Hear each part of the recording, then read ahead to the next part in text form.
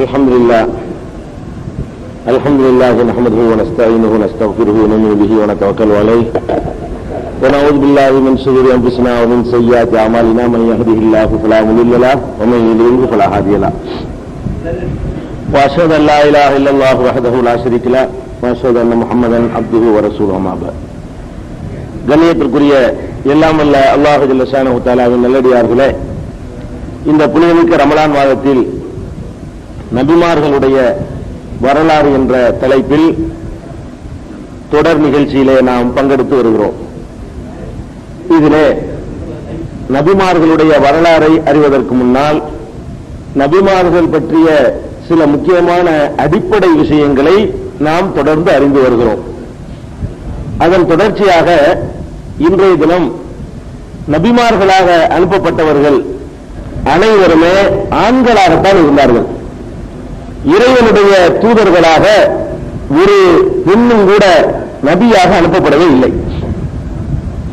இது திருமறை குர்ஆனிலே 12வது அத்தியாயம் 109வது வசனத்தில் அல்லாஹ் சொல்கிறான், வமா அர்சல்னா மின் கப்லிக இல்லா ரிஜாலன், உமக்கு முன்னர் ஆண்களையே நாம் தூதராக அனுப்பி இருக்கிறோம்.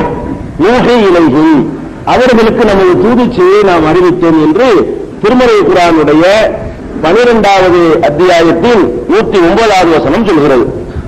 இதே கருத்தை 16வது அத்தியாயத்தில் 43வது வசனத்தில் அல்லாஹ் சொல்கிறான், வமா அர்சல்னா மின் கப்லிக இல்லா ரிஜாலன், ஆண்களைத்தான் தூதராக நாம் அனுப்பி இருக்கிறோம். உமக்கு முன்னால் அனுப்பிய எல்லா தூதர்களும் ஆண்களாகத்தான் இருந்தார்கள்.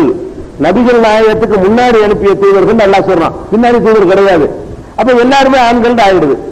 இது 16வது அத்தியாயத்துல 43ல நீங்க பார்க்கலாம். 21வது அத்தியாயத்துல 7வது வசனத்தில் அல்லாஹ் சொல்கிறான், வமா அர்சல்னா கப்லக இல்லா ரிஜாலன் நூஹி இலைஹிம், உமக்கு முன்னர் ஆண்களையே தூதர்களாக அனுப்பி நமது தூது செய்தியை அறிவித்தோம் என்று இந்த 3 வசனங்கள்ல, அதாவது 12:109, 16:43, 21:7 ஆகிய 3 வசனங்களில் அல்லாஹ் ரப்பல் ஆலமீன் இறை தூதர்களாக ஆண்கள் மட்டும்தான் அனுப்பப்பட்டார்கள் என்று சொல்கிறான். இந்த இடத்துல ஒரு விஷயத்தை நம்ம விளங்கிக் கொள்ள வேண்டும். பெண்களையே இறை தூதராக இறைவன் தேர்ந்தெடுக்கவில்லை. பெண்கள் மட்டமானவங்களா? அவங்க இறைவனுடைய நெருக்கத்தை பெற முடியாதா? இறைவனுடைய அண்மையை நெருக்கத்தை பெறுவதற்கு, இறைவனிடமிருந்து செய்திகளை பெறுவதற்கு பெண்களுக்கு இயற்கையில தகுதி கிடையாதா? எதனால அல்லாஹ் ஆண்களை மட்டுமே தூதர்களாக தேர்வு செய்யணும் என்ற ஒரு சந்தேகம் முஸ்லிம்கள்ல சில பேருக்கு இருக்கிறது, முஸ்லிம் அல்லாத மக்களுக்கும் கூட இருக்கிறது. ஏன்னா முஸ்லிம்கள்ல எல்லாம் ஆண்கள் தான் தூதருங்கிறாங்க, பெண்களை 2 தூதர் அனுப்ப வேண்டியதான, அவங்க இறைவனுடைய அந்த தூது பணியை நிறைவேற்றலாமே என்று நினைக்கிறார்கள். இதுல ஃபர்ஸ்ட் நம்ம விளங்கிக் கொள்ள வேண்டியது, இஸ்லாமிய அடிப்படையில் ஆண்களாக இருந்தாலும் பெண்களாக இருந்தாலும் இறைவனுடைய நெருக்கத்தை பெறுவதில் யாரும் ஒருவருக்கு ஒருவர் சளைத்தவர்கள் கிடையாது. இது இஸ்லாமிய கோட்பாடு. ஒரு ஆண் தொழுகிறாரு, ஒரு பெண்ணும் தொழுகிறாங்க. ஆம்பளை தொழுதா அல்லாஹ்வுக்கு ரொம்ப நெருக்கமாயிருவாங்க, பொம்பளைங்க தொழுகிறதுனால கொஞ்சம் குறைவா தான் நெருக்கமாக முடியும், அப்படி இந்த மார்க்கம் சொல்லுதான்னு கேட்டா அப்படி சொல்லவே இல்லை. அப்ப ஆணா இருந்தாலும் பெண்ணா இருந்தாலும் சரி, அவரவர் செய்கிற நன்மைக்கு உரிய கூலியை அல்லாஹ் முழுமையாக தருவான் என்று சொல்கிற ஒரே மார்க்கம் இஸ்லாமிய மார்க்கம். திருமறை குர்ஆன் அல்லாஹ் சொல்லி காட்டுறான் பாருங்க. முதல்ல பெண்கள் மட்டும் என்பதற்காக இதை நிப்பாட்டல, அது விளங்கிக்கணும். ஃபர்ஸ்ட் பெண்கள்னா உங்களுக்கு அல்லாஹ்வுடைய நெருக்கத்தை அடைய முடியாது அப்படிங்கிறதுக்காக அல்லாஹ் பெண்கள் நபியை தவிர்த்தானான்னு கேட்டா அந்த காரணம் தவறு என்பதை ஃபர்ஸ்ட் விளங்கிக்கணும். அது அல்லாஹ் என்ன சொல்றான்னு கேட்டா 3வது அத்தியாயத்துல 195வது வசனத்தில் அல்லாஹ் சொல்கிறான், ஃபஸ்தஜாப லஹும் ரப்புஹும் அன்னி லா உஸிபு அமல ஆமிலின் மின்கும் மின் ஸக்கரி வ உன்ஸா, ஆண்களாக இருந்தாலும் பெண்களாக இருந்தாலும் எவருடைய நல்லறத்தையும் நான் பாழாக்க மாட்டேன். அல்லாஹ் குர்ஆன்ல சொல்றான். ஆம்பளையா இருந்தாலும் சரி பொம்பளையா இருந்தாலும் சரி அவங்க செஞ்ச நல்லறத்திற்கான பரிசு என்னிடத்திலே உண்டு. அல்லாஹ்ட ஆணு பெண்ணு பாரபட்சம் கிடையாது. இதை விளங்கிக்கணும். 3:125. அதே மாதிரி 4வது அத்தியாயத்தில் 124வது வசனத்தில் அல்லாஹ் சொல்கிறான், உமையாமல் மினஸ் சாலிஹாத்தி மின் ஸக்கரின் வ உன்ஸா, ஆணா இருந்தாலும் பெண்ணா இருந்தாலும் நல்லறங்கள் யார் செய்கிறாரோ அவருடைய கூலியை நாம் முழுமையாக வழங்குவோம். அவங்களுக்கு எந்த விதமான நக்கீரா ஒரு கடுகு அணு அளவு கூட அவர்கள் அநீதி வைக்கப்பட மாட்டார்கள் அப்படின்னு அல்லாஹ் 4:124 சொல்லி காட்டுகிறான். 16வது அத்தியாயம் 97வது வசனத்தில் சொல்கிறான், மன் அமில சாலிகன் மின் ஸக்கரின் அவ் உன்ஸா வஹுவ முஃமினுன், நம்பிக்கை கொண்ட நிலையில் ஆண்களாக இருந்தாலும் சரி பெண்களாக இருந்தாலும் சரி யார் நல்லறங்கள் செய்கிறார்களோ அவர்களுக்கு இந்த உலகத்திலேயும் மறுமையிலேயும் நல்வாழ்வு வாழச் செய்வோம் அப்படின்னு அல்லாஹ் ரப்பல் ஆலமீன் 16வது அத்தியாயத்தில் 97வது வசனத்தில் சொல்கிறான். 33வது அத்தியாயம் 35வது வசனத்தில் ஜெனரலாக ஒவ்வொரு தன்மையும் சுட்டிக்காட்டி, இன்னல் முஸ்லிமீன உல் முஸ்லிமாத்தி, முஸ்லிமான ஆண்களும் முஸ்லிமான பெண்களும், உல் முஃமினீன உல் முஃமினாத்தி, நம்பிக்கை கொண்ட ஆண்களும் நம்பிக்கை கொண்ட பெண்களும், உல் காணித்தீன உல் காணித்தாத்தி, இறைவனுக்கு கட்டுப்பட்டு நடக்கிற ஆண்களும் இறைவனுக்கு கட்டுப்பட்டு நடக்கிற பெண்களும், ஒரு சாதிக்கீன ஒரு சாதிக்காத்தி, உண்மை பேசுகிற ஆண்களும் உண்மை பேசுகிற பெண்களும், இப்படியே ஒவ்வொரு தன்மையா சொல்லி எல்லாருக்கும் நான் சமமான கூலியை தருவேன், இந்த ஆணு பெண்ணு என்ற பாரபட்சம் கிடையாது என்று 33வது அத்தியாயத்தில் 35வது வசனத்தில் அல்லாஹ் சொல்லி காட்டுகிறான். அப்ப அல்லாஹ்வை பொறுத்த வரைக்கும் ஆண்கள் தான் அல்லாஹ்வுடைய நெருக்கத்தை அடைய முடியும், பெண்களாக இருந்தா அவங்களுக்கு முடியாது என்பது இஸ்லாத்தில் இல்லை. அவங்களும் இறைவனுடைய நெருக்கத்தை அடைய முடியும். அதே மாதிரி இறைவனுடைய செய்திகளை பெறுகிற விஷயத்தை எடுத்துக்கொண்டீர்களே, ஆனால் பெண்களுக்கு அல்லாஹ் பல சந்தர்ப்பங்களில் தன்னுடைய செய்தி அறிவிச்சிருக்கிறான். மரியம் அலைஹிஸ்ஸலாம் ஒரு பெண்ணு தான், அவங்க இறை தூதர் கிடையாது. அவங்களை இறைவன் தன்னுடைய தூது செய்தியை அனுப்பி பிரச்சாரம் செய்யுமாறு அனுப்பல. ஆனால் அவர்கள் சம்பந்தப்பட்ட ஒரு விஷயத்தை இதே ஜிப்ரீல் அனுப்பி என்ன செஞ்சிருக்கிறான், பேசி இருக்கிறான். ஒரு தந்தை இல்லாமல் நீ ஒரு கணவன் இல்லாத ஒரு குழந்தையை பெறப்போகிறாய், அந்த குழந்தை இந்த மாதிரிலாம் இருக்கும் என்று சொல்லி ஜிப்ரீல் அலைஹிஸ்ஸலாம் அவங்கள்ட்ட பேசின செய்தியை திருமறை குர்ஆன்ல நீங்க மரியம்ங்கிற 19வது அத்தியாயத்துல விரிவாக அல்லாஹ் ரப்பல் ஆலமீன் சொல்றான். வேற பல இடங்கள்ல நீங்க இதை பார்க்கலாம். அதே மாதிரி மூசா நபியுடைய தாயார் அவங்களும் ஒரு பெண்ணு தான். அவங்கள்ட்ட அல்லாஹ் பேசியிருக்கிறான். என்ன பேசியிருக்கிறான், மூசா நபி பிறந்த உடனே ஆண் குழந்தைகள் எல்லாம் கொலை பண்ணிட்டு இருக்கிறாங்க பிறவுடைய கூட்டத்தார்கள். அப்ப இந்த குழந்தையை காப்பாற்றுறதுக்காக வேண்டி நான் அல்லாஹ் என்ன சொல்றான்னா, வௌஹைனா இலா உம்மி மூசா, மூசாவுடைய அம்மாவுக்கு நாம் அறிவித்தோம். என்ன அறிவித்தோம், ஒரு பெட்டியை தயார் பண்ணி அந்த பெட்டிக்குள்ள இந்த பிள்ளைய போட்டு நீ ஆத்துல தள்ளி விட்டுரு, நான் திருப்பி ஒரு இடத்துல சேர்க்குவேன் என்று மூசாவுடைய தாயாருக்கு நமது செய்தி அறிவித்தோம் என்று அல்லாஹ் திருமறையில சொல்லி காட்டுகிறான். அப்ப மூசாவுடைய தாயாருங்கிற பொம்பளை தானே, அவ பெண்கள்கிட்ட இறைவன் பேச மாட்டான்னு சொல்லியோ பெண்கள்கிட்ட செய்திகளை சொல்ல மாட்டான்னு சொல்லி அர்த்தம் கிடையாது. இறை தூதர்ங்கிற பணியை ஏன் கொடுக்கலன்னா அதுக்கு வேற காரணம் இருக்குது. இறை தூதர்ங்கிற பணியை பெண்கள்கிட்ட கொடுக்காம இருந்தது காரணம், பெண்கள் இறைவனை நெருங்க முடியாது அப்படிங்கிறது காரணம் இல்லை. வேற என்ன காரணம் கேட்டா, இறை தூதர்ங்கிற பணி இருக்குல்ல, அது ரொம்ப கஷ்டமான பணி. ஆம்பளைங்களுக்கே அதை முழுசா நிறைவேற்றுறது ரொம்ப கஷ்டம். என்ன கஷ்டம், இறை தூதர்னு சொல்லக்கூடியவர் ஒட்டுமொத்த சமுதாயத்தை எதிர்ப்பாரு, அவர் மட்டும்தான் தனிச்சு நிற்பார். எந்த இறை தூதர் அனுப்பப்பட்டாலும் சரி டோட்டல் சமுதாயம் அவருக்கு எதிராக திரும்பிடும். ஏன் திரும்புதுன்னு கேட்டா, அந்த சமுதாயத்தில் உள்ள எல்லா தீமைகளும் அவர் கண்டிப்பாரு. வட்டி எதிர்ப்பாரு, வட்டி வாங்குறவன் ஒன்னா சேர்ந்துக்குருவான், கொலை செய்யக்கூடாது பாரு அவன்லாம் ஒன்னா சேர்ந்துக்குருவான், விபச்சாரம் பண்ணக்கூடாது பாரு அவன்லாம் ஒண்ணு சேர்ந்துக்குருவான், சுரண்ட கூடாது பாரு அவன்லாம் ஒன்னா சேர்ந்துக்குருவான், பல தெய்வ வணக்கம் கூடாது பாரு அவன்லாம் ஒன்னா சேர்ந்துக்குருவான், மூட நம்பிக்கை கூடாது பாரு அவன்லாம் ஒன்னா சேர்ந்துக்குருவான். அப்ப இறை தூதர்னு சொல்றவர் எந்த ஒன்னையும் மூடி மறைச்சு ஒளிச்சு மறைச்சலாம் சொல்ல இயலாது. அல்லாஹ்விடம் இருந்து வர்ற செய்தி அப்படி முழுசாத்திக்கு போடக்கூடிய நேரத்தில் ஒட்டுமொத்த சமுதாயம் அவருக்கு எதிராக திரும்பிவிடும். ஒட்டுமொத்த சமுதாயத்தை தனிச்சுத்தான் அவர் எதிர்கொள்ளணும். பெரும்பாலும் இறை தூதர்கள் வேலை என்னன்னு கேட்டா சப்போர்ட்லாம் இருக்காது. அப்ப தனியாக நின்று அதை சாதிப்பது என்பது ரொம்ப கஷ்டமான காரியம். சரி, தனியா நின்று மட்டுமா, அது மட்டும் இல்ல, இறை தூதர்னு சொல்லிவிட்டார்களே ஆனால் அடிக்குவான், இழுத்து போட்டு உதப்பான், சட்டையை கிழிப்பான், அப்ப ஊரை விட்டு விரட்டுவான், தனிமையை ஒதுக்கி வச்சிருவான். இந்த மாதிரியான துன்பங்களை எல்லாம் ஒரு ஆண்களுக்கு அல்லாஹ்வா ஒரு கிஃப்டா கொடுத்தாலே தவிர தாங்க முடியாது. அவ்வளவு பெரிய கஷ்டத்தை கொடுப்பாங்க. இதுல ஒரு பொம்பளையா இருந்தாங்கன்னு வைங்க, அவங்களுடைய இந்த தூது பணியை காலி பண்ற மாதிரி தெருவில் நிர்வாணம் போட்டு வரட்டினா என்ன ஆகுறது? பெண்களா இருந்தாங்கன்னு சொன்னா கற்பழிக்கவும் இறங்குவான். இறை தூதர்கள் வரக்கூடியவர்கள் அவங்களை என்ன வகையில எல்லாம் முடக்க முடியுமோ அந்த வகையில முடக்குவான். பெண்களை முடக்கிறதுக்கு எந்த மாதிரி வழியை கையாளுவான், இப்படியான வழிகளை கையாளுவாங்க. அவங்கள ஒரு போக பொருள் மாதிரி ஆக்கி பல பேர் விரட்ட ஆரம்பிப்பான். அப்ப அந்த இறை தூதருங்கிற பணி அவங்களுக்கு செய்ய முடியாம பலவிதமான பிரச்சனைகள் ஏற்பட்டு போயிடும். அப்ப இறை தூதர் என்ற பணி ரொம்ப கஷ்டமான பணி. அதை சாதாரணமான ஆண்களுக்கு நிறைவேற்ற முடியாது. இப்படிப்பட்ட காரணத்தினாலதான் இறைவனுடைய தூதர்கள் அனுப்பப்பட்டவங்க ஆண்களாக இருந்திருக்கிறாங்க. ஆண்கள் தான் உயர்ந்தவர்கள் அல்ல பெண்கள் பிறப்பிலே மட்டமானவர்கள் என்று அந்த அடிப்படையில் கிடையாது. இன்னும் சொல்லுவதாக இருந்தால் திருமறை குர்ஆன்ல நமக்கெல்லாம் அல்லாஹ் ஒரு முன்மாதிரி சொல்றான். நீங்க எல்லாம் உண்மையான விசுவாசிகளாக இருந்தால் நீங்கள் 2 நபர் மாதிரி நடக்கணும்ங்கிறான். 2 பேர் பொம்பளைங்க, 2 பேருக்கு நல்ல முன்மாதிரியா காட்டுறான். நீங்கள் உண்மையான நம்பிக்கையாளர்களாக இருந்தால் 2 பெண்களை உங்களுக்கு நான் மாடலாக காட்டுகிறேன்.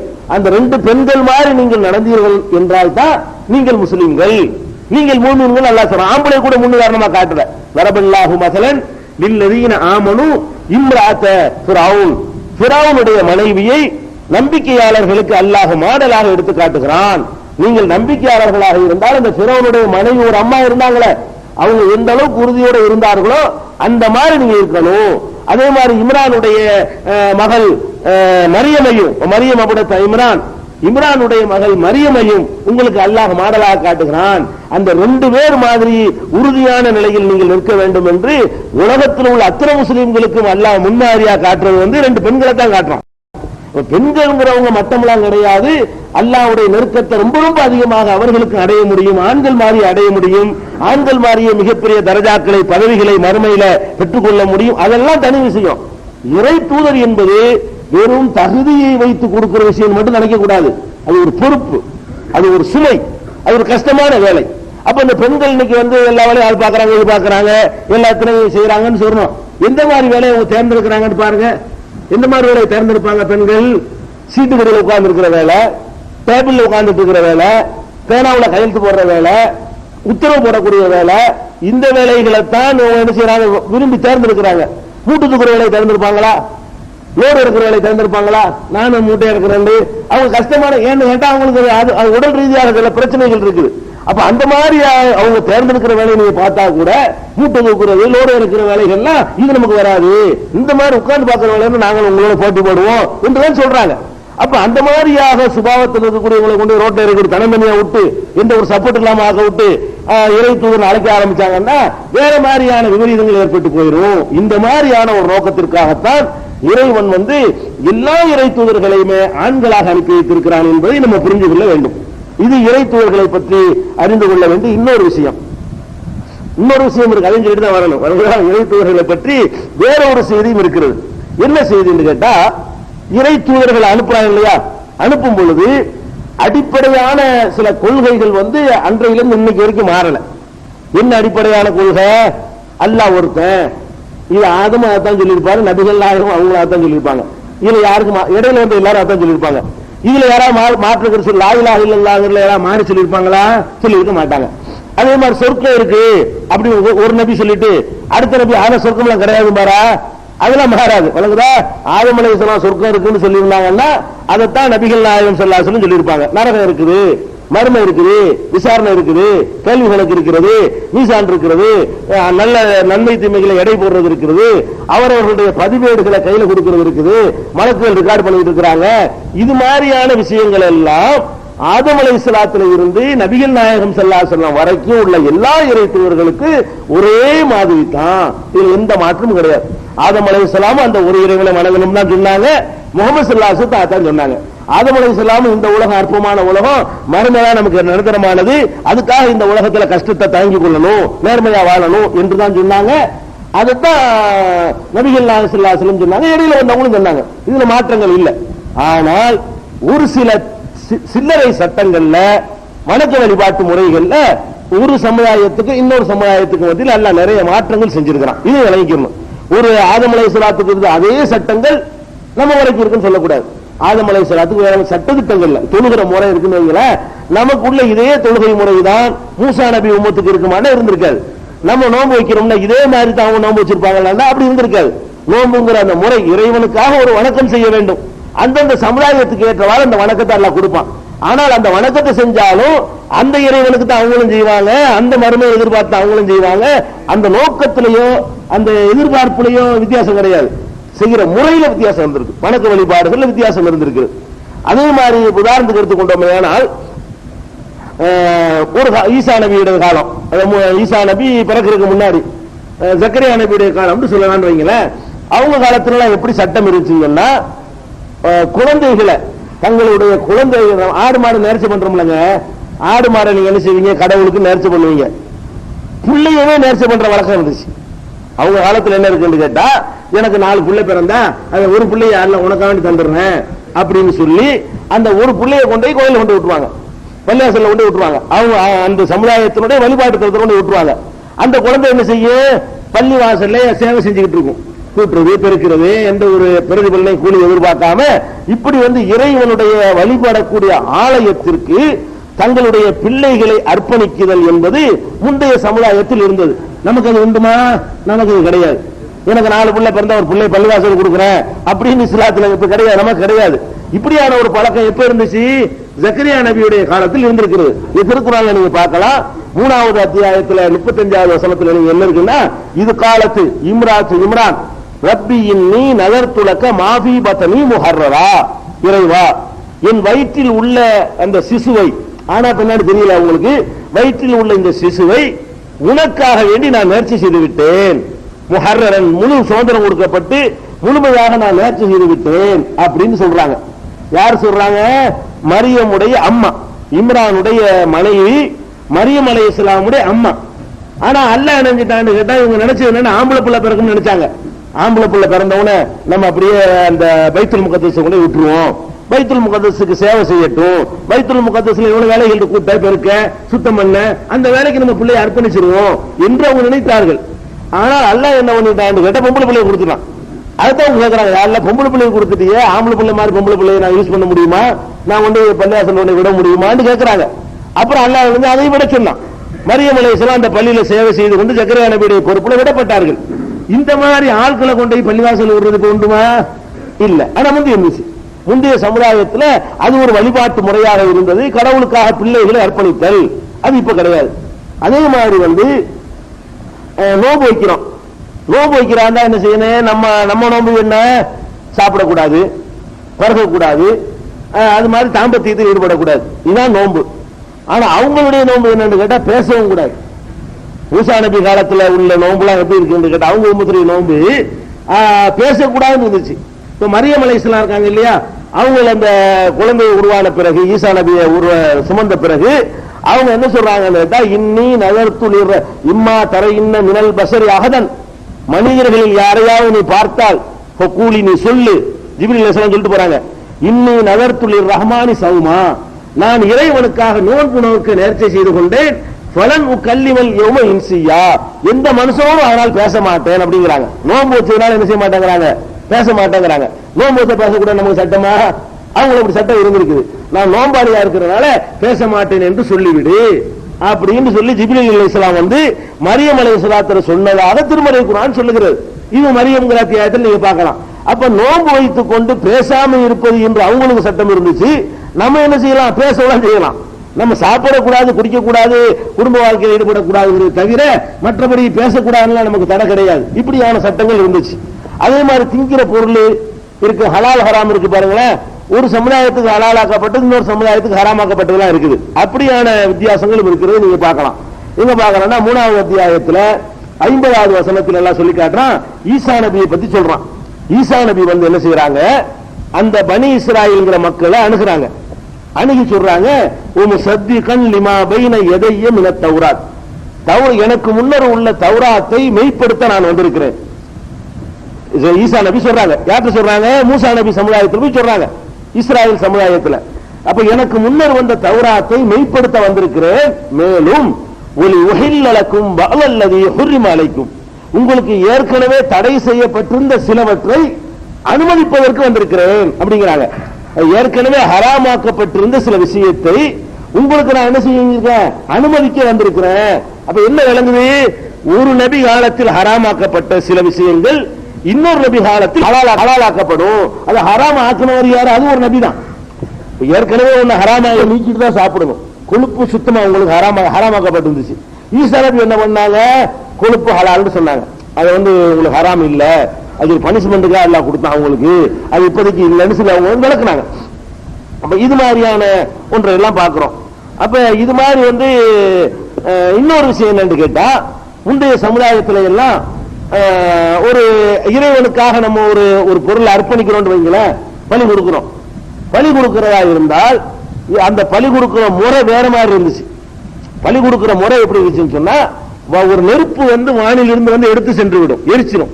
இப்படியான ஒரு அம்சம் இருந்துச்சு. அது மாதிரி தான் இப்ப நபி ஸல்லல்லாஹு அலைஹி வஸல்லம் கேட்டாங்க, அது மாதிரி நெருப்பு எரிச்சிரு பாப்பன்னு சொல்லி. அல்லாஹ் என்ன சொல்லி காட்டுறான்னு கேட்டா, அல்லதீன காலு இன்னல்லாஹ அஹீத இலைனா அல்லாஹ் முமின் ரசூலின் ஹத்தா யத்தியனா பி குர்பானின் தாக்குலுஹுன் நார். நெருப்பு சாப்பிடக்கூடிய வகையில் ஒரு குர்பானி பிராணியை கொண்டு வரும் வரை நாங்கள் உன்னை நம்ப மாட்டோம் என்று நபி ஸல்லல்லாஹு அலைஹி வஸல்லம் அவர்களிடத்தில் அவர்கள் சொன்னார்கள். அல்லாஹ் சொல்றான், குல் கத் ஜாஅக்கும் ருசுலும் மின் கப்லி பில் பையினாத். எனக்கு முன்னல் தூதர்கள் பல சான்றுகளை கொண்டு வந்தார்கள். பில்லதி குல்தும், நீங்கள் கேட்டீர்களே அதையும் கொண்டு வந்தார்கள். அப்ப ஏன் மறுத்தீங்கன்னு எல்லாம் கேட்கிறான். அப்ப முந்தைய சமுதாயத்தில் எல்லாம் அந்த குர்பானி கொடுக்கிறது அறுக்கிறது கிடையாது, ஆட்டை கொண்டு வச்சிட வேண்டியது. அல்லாஹ் நெருப்பு எடுத்துட்டு போயிடும். அல்லாஹ் ஏத்துக்கிட்டான்னு அதுக்கு அர்த்தம். அந்த மாதிரியான ஒரு மெத்தடே அந்த காலத்தில் அல்லாஹ் வச்சிருந்தா சில நபிமார்கள் சமுதாயத்திற்கு. நமக்கு அப்படிலாம் கிடையாது, அந்த மாதிரி அங்கீகாரம் கிடையாது. அல்லாஹ் ஏத்துக்குவானா இல்லையாங்கிறது மறுமைதான் தெரியும். இப்ப நம்ம கொடுக்குற குர்பானி எல்லாம் அவங்க கொடுக்குற குர்பானி எல்லாம் அல்லாஹ் ஏத்துக்கிட்டா ஏத்துக்கலன்னு அப்பவே தெரிஞ்ச ரிசல்ட். நெருப்பு தின்றுச்சுன்னா எடுத்துக்கிட்டான்னு அர்த்தம், இல்லைன்னா சரியில்லை, ஆளு கொடுத்த நோக்கம் சரியில்லை அப்படின்னு விளங்கிடுவாங்க. இப்ப நமக்கு என்ன நிலைமை, நம்ம அறுக்க வேண்டியதா அல்லாஹ் ஏத்துக்கிட்டாலும் இருக்கலாம், ஏற்காம இருக்கலாம், மறுமையில் ரிசல்ட் தெரியும். அந்த மாதிரியான ஒரு அடிப்படையை நம்ம பார்க்கிறோம். அதே மாதிரி நீங்க எடுத்துக்கிட்டீங்கன்னா அல்லாஹ் சொல்லி காட்டுகிறான் 22:34 ஒலி குல்லி உம்மத்தின் ஜஅல்னா மன்சகன். ஒவ்வொரு சமுதாயத்திற்கும் ஒவ்வொரு விதமான வழிபாட்டு முறை ஏற்படுத்தி இருந்தோம். தெளிவாகவும் சொல்றான் அல்லாஹ். ஒவ்வொரு வழிபாட்டு முறையை பொறுத்த வரைக்கும் ஆதம் அலைஹிஸ்ஸலாத்திலிருந்து நபி ஸல்லல்லாஹு அலைஹி வஸல்லம் வரைக்கும் ஒரே மாதிரி கிடையாது. அப்ப தொழுகைங்கிறோம், இப்படித்தான் உங்களுக்கு முந்தி உள்ளவங்க தொழுதாங்கன்னு நினைக்க கூடாது. நோம்புங்கிறீங்க, இப்ப நம்ம வைக்கிற நோம்பு இருக்க இப்படித்தான் அவங்க நோம்பு வச்சாங்க அப்படின்னு நினைக்க கூடாது. ஜக்காத்துன்னு கொடுக்கிறோம், இந்த மாதிரியான கணக்குப்படி இந்த விதாச்சாரப்படித்தான் முந்தி உள்ளவர்கள் ஜக்காத்து கொடுத்தார்கள் சொல்லக்கூடாது. ஹஜ் செய்யறோம், இந்த மாதிரி தான் அதுக்கு முந்தி உள்ளவங்க ஹஜ் செஞ்சாங்க சொல்லக்கூடாது. அப்ப வணக்க வழிபாட்டு முறைகளை பொறுத்த வரைக்கும் ஒவ்வொரு சமுதாயத்திற்கும் ஒவ்வொரு விதமான வணக்க வழிபாட்டு முறைகள். கொள்கை தான் எல்லாத்துக்கும் ஒண்ணும். கொள்கை இருக்குல்ல, அல்லாஹ் ஒருத்தன், அவன் தூதர் அனுப்புவான், ஏராளமான தூதர் வர்றாங்க, வேதமானவர்கள், ஆகிரத்து மறுமை சொர்க்கம், இதெல்லாம் ஒண்ணு. எதெல்லாம் மாறுபடுதுன்னு கேட்டா சட்டத்திட்டங்கள் என்ன செய்யுது, மாறுபடுகிறது. அப்ப சட்டத்திட்டங்களை பொறுத்த வரைக்கும் எல்லாத்துக்கும் ஒரே மார்க்கம் கிடையாது. கொள்கையை பொறுத்த வரைக்கும் எல்லா நபிமார்களுக்கும் ஒரே மார்க்கம். அதனால நம்ம என்ன செய்யறோம், திருமறைக்கு நாள் எடுத்து பாத்தீங்கன்னா பல விஷயங்கள் நம்ம இன்னைக்கு பாக்குறோம். சபாண்ட ஒரு சூறாவில் அல்லாஹ் சொல்லி காட்டுறான். சுலைமான் நபியை பத்தி பேசும் பொழுது யமனூன லஹு மின் மஹாரிப வ தமாசீல. சுலைமான் நபிக்கு ஜின்களும் சைத்தான்களும் சிற்பங்களை செய்து கொடுத்தன அல்லாஹ் சொல்றான். அப்ப இந்த ஆயத்தை வச்சுக்க சிற்பம் செஞ்சு வச்சுக்கலாமா? இந்த ஆயத்தை சுலைமான் நபிக்கே செஞ்சு கொடுத்திருக்காங்களே. சுலைமான் நபிக்கே ஜின்கள் என்ன செஞ்சு கொடுத்துச்சான், சிற்பங்கள் உருவச் சிலைகளை செய்து கொடுத்தன. அவர் கலைப்பொருள் மாதிரி வச்சுக்கிருப்பார். அதெல்லாம் அனுமதிக்கப்பட்டு அதெல்லாம் கடவுளாக்கப்பட்டுச்சு அல்லாஹ் பார்த்துட்டு நினைச்சுதான் நமக்கு டோட்டலா கருத்து விட்டான். இந்த அழகுக்காக வைக்க ஆரம்பிச்சுதான் கொண்டு கடைசியில் வழிபாட்டை கொண்டு விடுது. ஒரு ஷோவுக்கு வைக்க ஆரம்பிச்சா கடைசியில் கடவுளாக்கி போடுவாங்க. அந்த வாசலே அடைக்கணும்னு சொல்லி அல்லாஹ் நமக்கு தடுத்து விட்டான். நம்ம இந்த ஆயத்தை குர்ஆனை காட்டிக்கிட்டு சுலைமானுக்கு வச்சிருந்தாங்க அதனால நானும் வச்சுக்கிறேன்னு சொல்லக்கூடாது. ஏன் சொல்லக்கூடாதுன்னு கேட்டா, ஒவ்வொரு சுலைமான் நபிக்கு உள்ள மார்க்கம் தனி. சுலைமான் நபிக்கு அனுமதிக்கப்பட்டதுன்னு சொல்றதுனால நீங்க செய்யலாம்னு சொல்லக்கூடாது. பல நபிமார்களுக்கு தகுந்த விஷயங்கள் எல்லாம் சொல்லி காட்டுவான். அதுகளை எல்லாம் நீங்க ஆதாரமா எடுத்துக்க கூடாது. ஒவ்வொருவருக்கும் தனித்தனி மார்க்கம் என்று சட்டத்திட்டங்கள் அல்லாஹ் சொல்றதுனால நமக்கு அனுமதி இருக்கிறதா, தடுக்கப்பட்டிருக்கிறதா, நபிகள் நாயகம் ஸல்லல்லாஹு அலைஹி வஸல்லம் தடுத்திருக்கிறாங்களான்னு பார்க்கணும். தடுத்தாங்கன்னா அதான் எடுத்துக்கணும். சுலைமான் நபி செஞ்சாங்கன்னா ஆதாரம் காட்டக்கூடாது. இது மாதிரியான ஒரு அடிப்படையும் நாம விளங்கிக் கொள்ள வேண்டி இருக்கிறது. அதை நபிமார்களுடைய வரலாறை தெரிவதற்கு முன்னால் அறிந்து கொள்ள வேண்டிய விஷயங்கள்ல இது ஒரு முக்கியமானது. இன்னொன்று நம்ம நேற்று சொல்லியிருந்தோம், இந்த இலக்கணத்தை சொல்லிவிட்டு ஆதம் அலைஹிஸ்ஸலாம் வரலாறுல இருந்து போலான்னு சொல்லியிருந்தோம் இல்லையா? அதுக்கிடையில ஒரு சில சந்தேகங்கள் சில சகோதரர்கள் எழுப்பியிருக்கிறாங்க. என்ன எழுப்பியிருக்கிறாங்கன்னு கேட்டா, இறை தூதர்களை பற்றி சொல்லக்கூடிய நேரத்தில் இறை தூதர்கள் வேதம் கொண்டு வர்றாங்க இல்லையா, வேதம் மட்டும்தான் கொண்டு வருவாங்க என்பது மாதிரியான ஒரு சிந்தனை மக்கள் மத்தியில சமீப காலமாக விதைக்கப்படுகிறது. அதாவது வேதம் தான் ஏற்றுக்கணும், இறை தூதர்களுடைய விளக்கத்தை ஏற்றுக்கொள்ளக்கூடாது, இறை தூதர்களுடைய வழிகாட்டுதலை ஏற்றுக்கொள்ளக்கூடாது அப்படிங்கிற மாதிரியான ஒரு கருத்து வர்றதுனால, அப்படி ஒரு கருத்து சமீப காலமாக பரப்பப்படுற காரணத்தினால இறைவனிடமிருந்து இறை தூதர்களுக்கு எப்படியெல்லாம் செய்தி வரும் இதுகளையும் தெரிஞ்சுக்கணும். குர்ஆன் வேதம் மட்டும்தான் வருமா, வேதம் இல்லாத வேற செய்திகள் வருமா, என்னென்ன மாதிரி எல்லாம் இறை தூதர்களுக்கு செய்திகள் கிடைக்கும், இதை தெரிந்த பிறகு வரலாற்றுக்குள்ள இருக்கிறது முக்கியமான அடிப்படையா இருக்கிறது. ஏன்னா இந்த அடிப்படையை சரியா விளங்காதனால சில பேர் குர்ஆன் மட்டும் எங்களுக்கு போதும் சொல்றாங்க, குர்ஆனை பத்தி அறிவை இல்லாம சொல்றாங்க. வேடிக்கை என்ன தெரியுமா, குர்ஆன் மட்டும் போதும்னு சொல்லக்கூடியவர்களுக்கு குர்ஆனை பற்றிய ஒரு முழு அறிவு இருக்குமான அறிவு இருக்காது. குர்ஆன் மட்டும் போதும்னு குர்ஆனை சொல்லல, முதல்ல ஒரு சில வசனங்களை ஏற்குமான வழங்கி கொண்டு ஹதீசுகள் என்று சொன்னால் நிராகரிக்கத்தக்கது, ஹதீசுகள் நாங்க ஏத்துக்கிற மாட்டோம், ரசூலுல்லாஹ்வுடைய வழிகாட்டு எங்களுக்கு வேணாம், குர்ஆன் மட்டும் தான் எங்களுக்கு போதும், இப்படி எல்லாம் சொல்ற காரணம் என்னன்னு கேட்டா, இறை தூதர்களுக்கு இறைவன் எப்படியெல்லாம் செய்தி கொடுப்பான் இந்த அடிப்படை தெரியல. இந்த அடிப்படையை கரெக்டா விளங்கி வச்சிருந்தாங்கன்னு வைங்க, ஒரு காலத்திலே அவங்க தடமாற மாட்டாங்க. ரெண்டு விஷயம் வேணும்னு உறுதியை நம்பி கொண்டிருப்பார்கள். அதனால அடுத்து நம்ம தெரிந்து கொள்ள வேண்டிய விஷயம் என்று கேட்டா, இறைவன் தூதர்னு ஒருவரை தேர்ந்தெடுத்து விட்டால் அவருக்கு எந்த மாதிரி எல்லாம் செய்தி கொடுப்பான் இது வழங்கிக் கொள்ளணும். அல்லாஹ் ரப்பல் ஆலமீன் இதுக்கு விளக்கம் சொல்லும் பொழுது 42வது அத்தியாயத்துல 51, 52 ஆகிய இரண்டு வசனங்களில் ஃபர்ஸ்ட் அல்லாஹ் சொல்றான், இறை செய்தி என்பது 3 வழியில் மனிதர்களுக்கு கிடைக்கும், இறை தூதர்களுக்கு கிடைக்கும். இறைவன்ட்ட வர்ற செய்தி இருக்கு பாருங்களேன், ஜிப்ரீல் வந்து கொடுக்கிறது மட்டும்தான் செய்தி நினைச்சுக்க கூடாது. 3 வகையான செய்திகள் இறை தூதர்களுக்கு இறைவன் புறத்திலிருந்து வரும் அல்லாஹ் சொல்றான். 3 வகையான செய்தி என்ன? ஒமாக்கான லி பஷரின், எந்த ஒரு மனிதராக இருந்தாலும் ஐயு கல்லிமஹுல்லாஹு இல்லா வஹியன் அவ் மிவ்வராயி ஹிஜாபின் அவ் யுர்சில ரசூலன், ஒரு திரைக்கு அப்பால் இருந்து செய்தியை அல்லாஹ் தருவான், ஒரு தூதரை அனுப்பி செய்தியை தரும். தூதர்னா ஜிப்ரீல், வானவர் தூதர், ஒரு தூதரை அனுப்பி செய்தியை தருவான், அல்லது வஹியின் அடிப்படையில் தருவான். இந்த வஹிக்கு நான் மொழிபெயர்க்கல, மூணு விஷயத்தை அல்லாஹ் சொல்லி காட்டுறான். எப்படி சொல்றான்னு கேட்டா, எந்த மனிதரிடமும் அல்லாஹ் பேசுவதாக இருந்தால் ஒன்று வஹியின் அடிப்படையில் பேசுவான், இல்லா வஹியன் வஹி அடிப்படையில் பேசுவான், அவ் மிவ்வராயி ஹிஜாபின் அல்லது திரைக்கு அப்பால் இருந்து பேசுவான், அவ் யுர்சில ரசூலன் அல்லது ஒரு தூதரை அனுப்பி வைப்பான். 3 விஷயம் இருக்குது. 3 விஷயத்துல 3வது முதல் எடுத்துக்கிடுவோம். தூதரை அனுப்புவான்னு சொல்றோம்ல, தூதரை அனுப்பி பேசுவான்டா, எப்படி அது? ஜிப்ரீல் அனுப்பி பேசுறது. தூதரை பேசுறேன்னு அர்த்தம், மனிதர்கிட்ட பேசும் பொழுது நேரடியா பேசாம அவர்கிட்ட பேசுவதற்கு ஒரு தூதரை அனுப்புவான். அந்த தூதர் வந்து இறைவனுடைய செய்தியை சொல்லுவார். அப்படித்தான் குர்ஆன் நபிகள் நாயகத்துக்கு கொடுக்கப்பட்டுச்சு. ஜிப்ரீல் அலைஹிஸ்ஸலாம் ஒருத்தர் வருவாரு, அவர் வந்து அல்லாஹ் இப்படி சொன்னா உங்கள்கிட்ட தர சொன்னா அந்த மெசேஜை கொடுப்பாங்க, அவங்க ரெக்கார்ட் பண்ணிக்கிறாங்க. இது மாதிரி எல்லா நபிமார்களுக்கும் வந்தாங்க. எல்லா நபிமார்களுக்கும் இறைவன் சொல்ல விரும்புகிற செய்திகளை ஒரு தூதரை அனுப்பி, தூதர்னா வானவர்ல உள்ள தூதர், இவரே தூதர் தான். இந்த தூதருக்கு எப்படி செய்தி வரும் கேட்டா, மனிதர்ல உள்ள இந்த தூதருக்கு வேற ஒரு தூதர் வழியாக செய்தி வரும் சொல்றானே, இது வானவர் தூதர் எல்லாம் சொல்லி காட்டுறான். அப்ப ஜிப்ரீல் மாதிரி வானவர்கள் ஒருவரை அனுப்பி அவர் வழியாக என்ன வரும் செய்தி வரும். அல்லாஹ் வந்து இப்படி மனுஷன் பேசுவான். இப்படித்தான் குர்ஆன் பேசப்பட்டுச்சு. இப்படித்தான் தௌராத், இதுக்கு முந்தின வேதங்கள்லாம் ஜிப்ரீல் மூலமாக நபிமார்களுக்கு வந்துச்சு. இந்த ஒரு வழியில தான் அல்லாஹ்வின் செய்தி வருமா? இல்ல. இன்னொரு வகை என்னன்னு கேட்டா, அவ் மிவ்வராயி ஹிஜாபின், திரைக்கு அப்பால் இருந்தும் அல்லாஹ் பேசுவான். திரைக்கு அப்பால் இருந்தும் பேசுவான். திரைக்கு அப்பால் இருந்து பேசுவான் என்ன அர்த்தம்னு கேட்டா, ஜிப்ரீல் வரமாட்டார், அல்லாஹ்வே தான் பேசுவான். ஆனா பார்க்க இயலாது. பேசுறது அல்லாஹ் தான், ஆனா சவுண்ட் கேட்கும், ஆளை பார்க்க அல்லாஹ் தான் பார்க்க முடியாது, அல்லாஹ் யாராலும் பார்க்க முடியாது. அப்ப அல்லாஹ்வுடைய குரலை கேட்க முடியும், அல்லாஹ்வை பார்க்க முடியாது. அதான் திரைக்கு அப்பால் பேசுவது. இது யார்கிட்ட இப்படி பேசியிருக்கான்னு கேட்டா, மூசா நபி கிட்ட தான் இப்படி பேசியிருக்கான் அல்லாஹ். மூசா நபியை தான் இந்த மாதிரி அல்லாஹ் கல்லமல்லாஹு மூசா தக்லீமா, மூசாவோடு அல்லாஹ் நேருக்கு நேராக உரையாடினான். மின்ஹும் மன் கல்லமல்லாஹ், அவர்களில் இறைவனோடு பேசியவர்களும் இருக்கிறார்கள். அப்படி எல்லாம் அல்லாஹ் சொல்லி காட்டுறானே, அது மூசா அலைஹிஸ்ஸலாத்துல பேசின எடுத்துக்கிறீங்க. அவர் என்ன செய்யறாருன்னா குடும்பத்தோடு போய்கிட்டு இருக்கிறார். தாகாங்கிற சூறாவுல இந்த சம்பவம் விரிவா விழாவாரியா வருது. 20வது அத்தியாயத்துல நீங்க பாத்தீங்கன்னா விழாவாரியா வரும். எப்படி வருதுன்னு கேட்டா, அவரை கல்யாணம் பண்ணி அந்த ஒரு ஊர்ல போய் வேலை பார்த்து 7 வருஷம் 8 வருஷம் உழைச்சுட்டு அங்க ஊர்ல ஒரு பெண்ணை கல்யாணம் பண்ணிக்கிட்டு ஊரை நோக்கி வந்துகிட்டு இருக்கிறாரு. வந்து குடும்பத்தோட வந்து கொண்டிருக்கும் பொழுது ஒரு மலை உச்சியில ஒரு வெளிச்சம் தெரியுது. வெளிச்சம் தெரிஞ்சா என்னன்னு கேட்டா நெருப்புன்னு நினைச்சுக்கிட்டாரு. அந்த காலத்துல நெருப்புலாம் வந்து தீப்பிடிலாம் கிடையாதுல, நெருப்புங்கிற மனிதனுக்கு தேவையான ஒன்று. அந்த நெருப்பை எப்படி பெற்றுக் கொள்வார்கள் கேட்டா, தீ கங்குகள் வச்சிருப்பாங்க, அங்க இருந்து இரவு வாங்கிட்டு வருவாங்க. நாங்க எல்லாம் சின்ன பிள்ளையா இருக்கையில கூட வீட்டுக்கு கூட இரவு வாங்கிடுவாங்க தீப்பெட்டி. அந்த காலத்துல கூட அந்த பழைய பழக்கம் மாறாம கொஞ்சம் நெருப்பு வாங்கிட்டு வான்னு சொல்லுவாங்க. நாங்கள் பக்கத்து வீட்டில் வாங்கிட்டு வருவோம். கிராமங்கள்ல இன்னைக்கு அந்த பழக்கம் இருக்குது.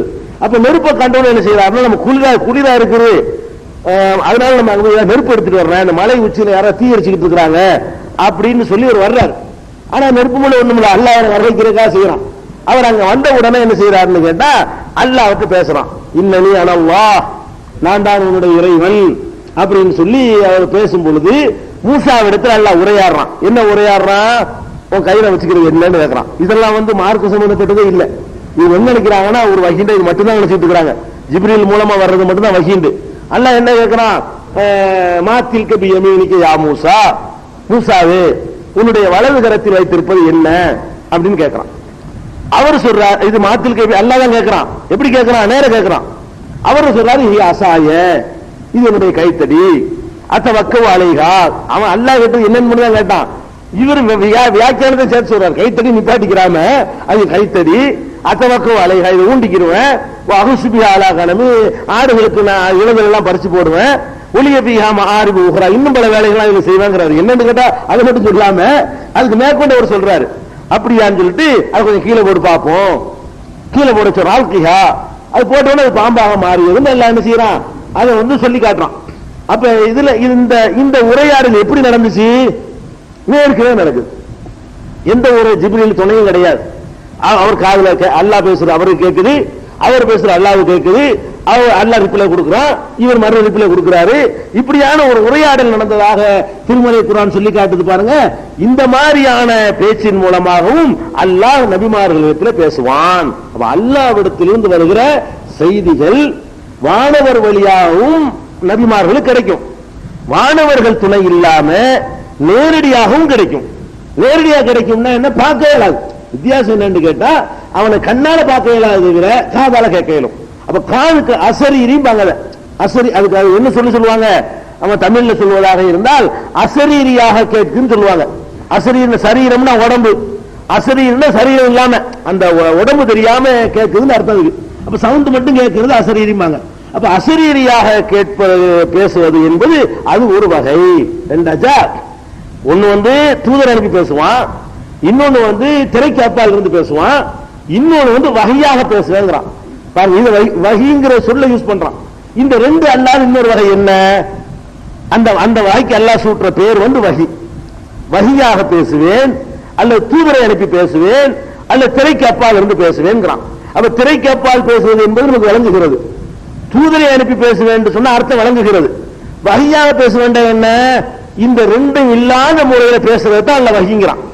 அந்த வகையில என்னன்னு கேட்டா, உள் உணர்வை ஏற்படுத்துவது. இந்த வகை என்ன அர்த்தம்? இறைவன் தான் என்ன விரும்புகிறான் அந்த செய்திய மலக்க அனுப்பின்னு சொல்ல மாட்டான், நேரடியாக சொற்களை கொண்டு சொல்ல மாட்டான். அவர் இதயத்துல போற்றுவான். அவருக்கு தெரியும் இது இறைவன் புறத்தில் நமக்கு கிடைச்சிருக்குது, இந்த செய்தி இறைவன் தான் நமக்கு இந்த செய்தி நமக்கு போட்டிருக்கிறான் என்று அவருடைய இதயத்திற்கு தெரியும், உள்ளத்துக்கு தெரியும். அந்த மாதிரியான ஒரு செய்தியும் இறைவனிடத்தில் கிடைக்கிறது. அதான் வகைங்கிறது. மூணு விதமா எல்லாம் பேசுறேங்கிறான். நம்ம குர்ஆனை பொறுத்த வரைக்கும் அது ஒரு விதமான பேச்சு தான். என்ன பேச்சு? ஜிப்ரீல் சொல்லிட்டு போன பேச்சு மட்டும்தான். இது ஒரு வகையில தான் அல்லாஹ் இறை தூதரோடு தொடர்பு கொள்வானான்னு கேட்டா இல்லைன்னு அல்லாஹ் சொல்றான். மூணு வகையில் நான் பேசுவேன் இறை தூதர்களிடத்துல. அப்ப எல்லாமே இறைவன், அதாவது குர்ஆனை நம்ம எதுக்கு பின்பற்றோம்? இறைவனிடமிருந்து வந்ததனால பின்பற்றோம். இறைவனிடமிருந்து வந்ததனால பின்பற்றோமா, அல்லது குர்ஆனை இறைவன்ட்ட வராட்டம் பின்பற்றுவோமா? இறைவன்ட்ட வந்ததனால பின்பற்றோம். அப்ப இறைவனிடமிருந்து எதெல்லாம் வருகிறதோ அவனை பின்பற்றணும். குர்ஆன் எப்படி இறைவனிடமிருந்து வருகிறதோ அதே மாதிரி வேற வகையில் இறைவனிடமிருந்து செய்திகள் கிடைக்குமையானால் அதுவும் குர்ஆனுடைய அதே முக்கியத்துவத்தோடு பின்பற்றப்பட வேண்டியது என்பதை நம்ம என்ன செய்யணும்? புரிந்து கொள்ள வேண்டும். அப்ப மூணு வகையான வகை இருக்குதுன்னு சொல்லி 42வது அத்தியாயத்தில் 51வது வசனம் 52வது வசனத்தில் இருக்கு. இன்னும் சொல்ல போனா இந்த மூணு வகை இருக்கு பாருங்க. பொதுவா அல்லாஹ் சொல்றான் மூணு வகை, ரசூலுல்லாஹ்வுக்கு மூணு வகை இருக்கான்னு நீங்க நினைக்கலாம். அதையும் அல்லாஹ் சொல்லி காட்டுறான். இந்த தொடர்ல தான் இருக்குது. எப்படி நேரடி அர்த்தம் சொல்றேன் பாருங்களேன். மாகானலி பஷரின், எந்த மனிதராக இருந்தாலும் ஐயு கல்லிமஹுல்லாஹு இல்லா வஹியன், ஒன்னு வஹி அடிப்படையில் அல்லாஹ் பேசுவான், அவ் மிவராய் ஹிஜாபின் திரைக்கப்பால் இருந்து பேசுவான், அவ் யுர்சிலு ரசூல ஒரு தூதரை அனுப்பி பேசுவான், யூஹி பி இத்னிஹி மாயஷா, அவன் நாடியதை தனது விருப்பப்படி தூது செய்தியாக அறிவிப்பான். மூணு வழியில. இன்னஹு அலியுன் ஹக்கீம், அவன் உயர்ந்தவன் ஞானமிக்கவன். கதாரிக்க இவ்வாறு அவுகைனா இலைக்க உமக்கும் அறிவித்திருக்கிறோம். 3 வகையில, அதாவது மொத்த பொதுவாகவே மனிதர்களுக்கு 3 வகையில பேச வேண்டாம். ரசூலுல்லாஹ்வுக்கு 3 வகையில் வந்துச்சான்னு கேட்டா வந்துச்சுன்னு அர்த்த வசனம் இருக்கு. 51வது வசனத்துல 3 வகையில் பேசுவோம்னு சொல்றான்.